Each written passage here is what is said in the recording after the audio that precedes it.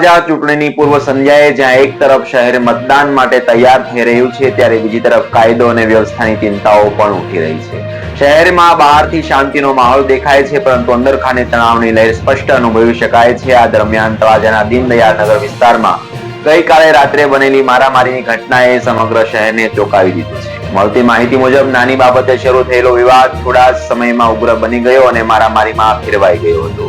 ઘટનામાં એક મહિલા સહિત 3 લોકો ઇજાગ્રસ્ત બન્યા હોવાનું સામે આવ્યું છે. ત્યારે ઇજાગ્રસ્તોને તાત્કાલિક તળાજા હોસ્પિટલ ખાતે ખસેડવામાં આવ્યા, જ્યાં પ્રાથમિક સારવાર આપવામાં આવી હતી.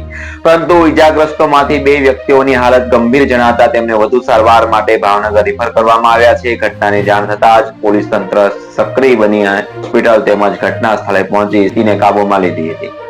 પોલીસ તંત્ર હાલ સંપૂર્ણ એલર્ટ પર છે અને શહેરના સંવેદનશીલ વિસ્તારમાં પેટ્રોલિંગ વધારવામાં આવ્યું છે. અધિકારીઓનું કહેવું છે કે મતદાન શાંતિપૂર્ણ અને નિર્ભય વાતાવરણમાં પૂર્ણ થાય તે માટે તમામ જરૂરી પગલાં લેવામાં આવી રહ્યા છે.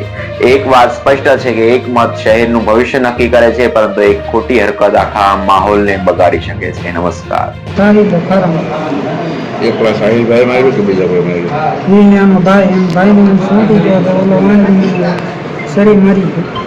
એના ભાઈનું નામ તો આવડે ને? એના ભાઈનું નામ નથી આવડતું. કેટલા વાગે બનાવ બન્યો? હજી 10 મિનિટ પહેલા. આ બનાવવાનું કારણ શું? મને હવે ખબર નહીં. મા બેન હું ગાય દેવું મીઠો પછી અમે બધા આવ્યા કે એવું ન બોલે આમ તેમ તો એ વધારે ઉભો દીધો. તમે ક્યાં હતા બનાવ બન્યો? મારા ઘર પાસે જ તે. અચ્છા, સાહિલભાઈ તમારી બાજુમાં રહે?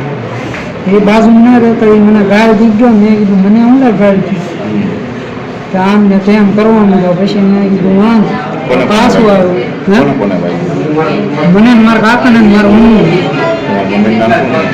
મારા મમ્મીનું નામ હર્ષાબેન.